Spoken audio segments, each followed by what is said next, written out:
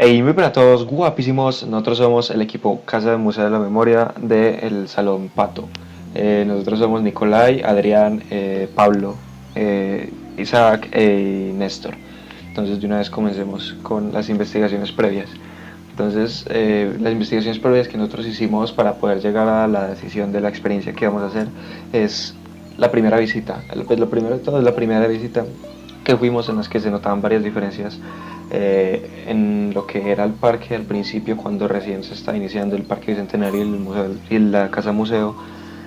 Como por ejemplo este lugar, pues es como una especie de arco en el que la gente los niños más que todo recreaban con el agua que pasaba ahí. Ya en este momento está totalmente deteriorado, con grafitis, y ya no funciona para lo mismo y se ve mucho más vacío el lugar. También hay muchos grupos de personas que tratan de disfrutar allá, pero también está la invasión de las personas, de los jóvenes más que todo, no hay que generalizar, pero más que todo los jóvenes que consumen. Entonces hubo varias diferencias entre lo que era antes el parque y lo que es ahora, y entonces se notaban las cosas propias del tema principal del proyecto que nosotros desarrollamos. También hicimos varias investigaciones por internet en las que vimos varias noticias respecto al consumo de las drogas en Medellín para las personas que invadían, el mapa y todo el proyecto que tenían desarrollado para la Casa de la Memoria, y varios documentos sobre cómo se maneja el habitar y la ocupación del espacio público en Medellín, que en realidad es un documento de una investigación propia de la UPB. Entonces también hicimos una segunda visita al parque en el que fuimos ya con varias flores de loto impresas, y queríamos llamar la atención, llamar la atención de las personas que habitaban ese lugar normalmente, y preguntarles respecto al problema base que llevábamos para el momento, que es el descuido y el vandalismo en los espacios públicos, en los alrededores del museo, que ellos escribieran alrededor de la flor de loto como cuáles eran los principales problemas que llevaban a ese problema central. Entonces varias personas que participaron nos ayudaron mucho a centrarnos en la manera en la que queremos desarrollar la experiencia, y a contextualizarnos respecto a lo que es la experiencia que desarrollamos al final. ¿Cómo se llegó a hacer la experiencia? El principal factor que nos limitó a escoger métodos virtuales fue el tema de la cuarentena. Por eso se tuvo que buscar una forma de llegar al público objetivo de una forma virtual. Se hicieron unas encuestas y con esas nos dimos cuenta que la mayoría de visitantes al Parque Bicentenario son personas mayores de 30 años, pero nos limitamos a escoger un público objetivo de 20 a 30 años, ya que las personas mayores de 30, la mayoría, les dificulta un poco el tema de la virtualidad. El objetivo principal de nuestra experiencia es transmitir la importancia de la convivencia pacífica entre el espacio público. Este público objetivo permite una mejor aplicación de los métodos digitales, por lo que se tomó la creación del videojuego de lecciones desarrollado en Unity, cuyo objetivo es el ya dicho, pero en el grupo de personas de entre 20 y 30 años.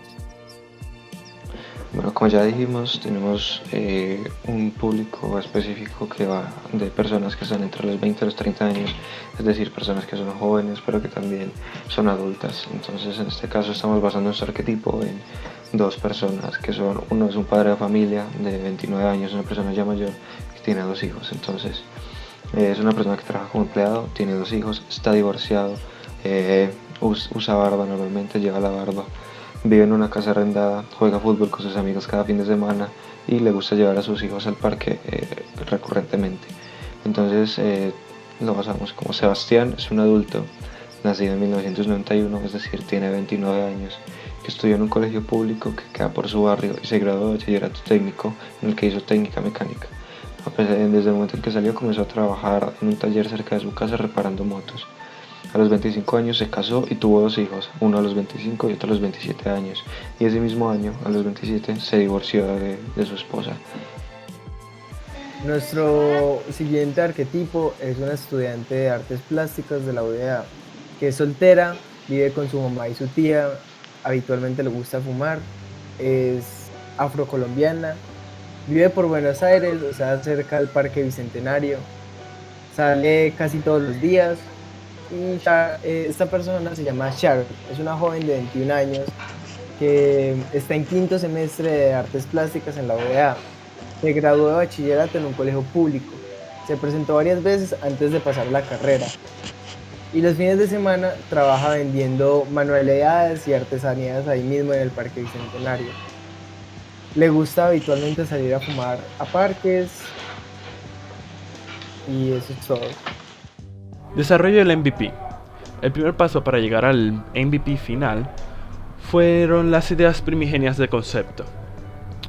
Dystopia, un videojuego shooter 2D side-scroller en el que el usuario protagonista escoge entre dos bandos para enfrentarse al bando opuesto en una batalla campal por el Parque Bicentenario, ya sea siendo un individuo de la comunidad punk o un policía.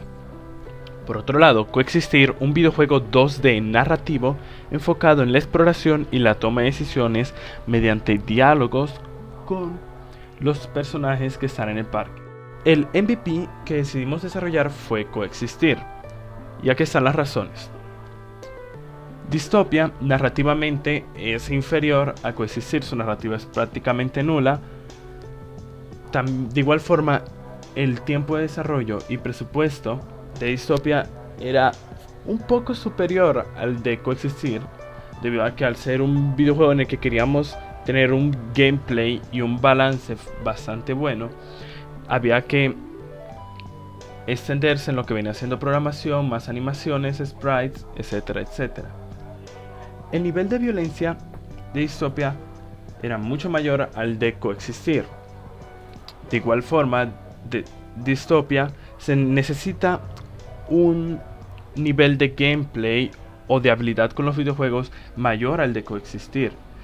De esta forma, sumando la clasificación de contenido y las habilidades para los controles del MVP, Coexistir era mejor, ya que esta puede acceder a un grupo más amplio. Además de que Dystopia puede llegar a ser políticamente incorrecto y ofensivo para algunos usuarios. Y por último, la inmersión. La inmersión en Dystopia es prácticamente reducida, inexistente. En cambio, en Coexistir intentamos que el usuario se sienta que está participando y tomando decisiones importantes en la sociedad que queremos representar en el contexto.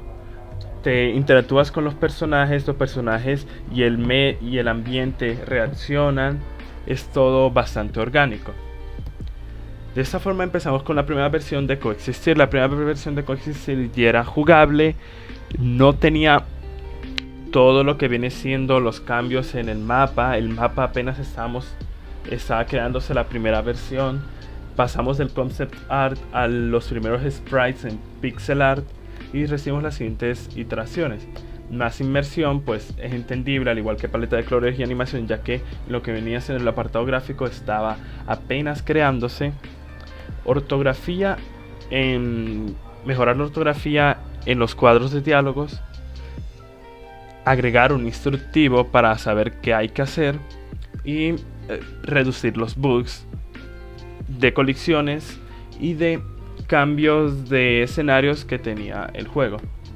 En la segunda versión estos bugs ya fueron arreglados.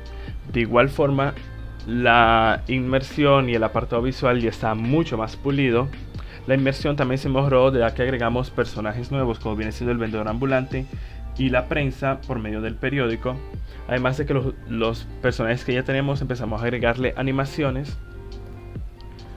Las iteraciones que recibimos fue agregar un instructivo más claro, más animaciones, aún más inmersión, debido a que todavía no habíamos terminado las diferentes versiones del mapa de acuerdo a las decisiones, y un core game loop más complejo, ya que por ahora lo único que podía hacer el usuario, el protagonista, era desplazarse, conversar y tomar decisiones, y acabar con los últimos bugs, que era pulir algunas colisiones y ya. Y por último llegamos a la tercera versión, la versión final. En la versión final ya estaban terminados todos los mapas de acuerdo a las líneas temporales de decisiones que toma el protagonista. El menú principal ya tenía el instructivo y estaba acorde visualmente a la estética del juego. Ya todas las animaciones están terminadas de cada personaje, además de que agregamos la mecánica del inventario y recolectar objetos que se encontraban en el suelo, en el parque. De esta forma se mejoraba la inmersión, ya que el usuario se sentía en un ambiente vivo como en la vida real, ya que tú puedes interactuar con los objetos que te encuentras. Bueno, al final así es como quedó nuestra experiencia. Nosotros queríamos que se sintiera el peso de las decisiones que los usuarios tenían. Entonces le haremos muchas mejores visuales y muchas animaciones finales, y pues con las iteraciones que previamente hemos hecho quedó de tal manera que sí. Entonces el menú principal, los controles para orientar a la gente, y entonces empezamos nuestra experiencia. En esta última parte del diseño lo que queríamos hacer es volver más vivo la experiencia. Entonces se agregaban animaciones, se agregaba el sistema de inventario y pues todas las iteraciones que ya habían antes. Queríamos que realmente se sintiera el cambio que generábamos al momento de decidir qué era lo que pasaba con el parque. Entonces en ese caso podemos ver que al nosotros decidir, el parque cambia. También necesitábamos saber cuál es la respuesta de los usuarios frente a estos cambios y cómo se sentían ellos, y si ellos realmente querían perseguir ese ideal de la convivencia. Entonces para eso hicimos una encuesta que dentro de un momento la veremos. Los usuarios que probaron la experiencia, la mayoría de ellos la jugaron más de una vez para encontrar los distintos finales. La jugaron más de una vez porque la mayoría lo que buscaba era encontrar el final bueno, por así decirlo, que era el de la convivencia entre los jóvenes y las familias, y por eso es que podemos ver en esta gráfica que es el final que más personas obtuvieron. También las personas que no jugaron el juego más de una vez, normalmente es porque ellos encontraban la convivencia entre los jóvenes y las familias de primero. En esta encuesta también se les preguntó a los usuarios que si ellos creían que era posible la convivencia entre dos comunidades en el mundo real. Todos respondieron que sí y dieron sus diferentes opiniones acerca del tema. Y como pregunta final se les preguntó que si recomendarían esta experiencia a amigos para que ellos entiendan la importancia de la coexistencia pacífica. Absolutamente todos respondieron que sí. Hablando con algunos de ellos me dijeron que aunque algunos no hubieran conseguido el final de la convivencia pacífica entre la familia y los jóvenes, al ver los otros finales quedaba plasmada la intención de la convivencia y la importancia de esta. Entonces igualmente ellos lo recomendaban como experiencia para sus amigos y familiares. Esta es la tabla del presupuesto que nosotros diseñamos respecto a todo lo que nos hemos gastado y todo lo que se planea gastar para el desarrollo de la experiencia. Entonces empieza básicamente con los viajes que tuvimos que hacer a la Casa Museo de la Memoria y al Parque Bicentenario, y también lo que nos cuesta las ilustraciones que se tuvieron que desarrollar para el videojuego, que fueron a través de una persona externa. La comida, pues cositas básicas como aquí hicimos chistris. Ya el resto, lo único que tenemos que pagar es el hecho de una hamburguesa que le demos al ilustrador que nos ayudó y la celebración cuando culmine el trabajo.